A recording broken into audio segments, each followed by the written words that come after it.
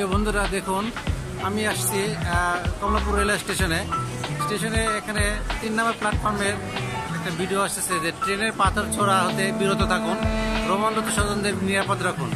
আমরা যারা ট্রেনে ভ্রমণ করব তারা আমরা দেখছি যারা ট্রেনে পাথর ছোড়ে তারা কিন্তু এই লেখাটা পড়বে না বা তাদের জন্যই যদিও, কিন্তু আমরা যারা ট্রেনে ভ্রমণ করব তারা আমরা এই দেখতেছি এই লেখাটা বা এই বিজ্ঞাপনটা, কিন্তু যাদের দরকার তারা তো দেখবে না।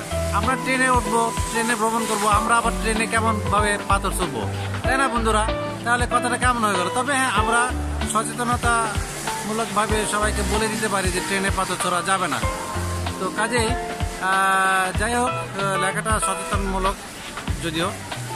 আমরা ট্রেনে ভ্রমণ করব এবং সবাইকে সচেতন করে দেব যেন কেউ ট্রেনে না পাথর ছোড়ে, না ক্ষতি করতে পারে। এই জন্য আমরা সতর্ক থাকবো এবং অন্যদের সচেতন রাখবো।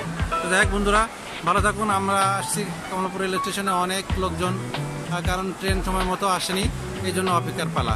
তো ভালো থাকবেন সবাই। আসসালামু আলাইকুম।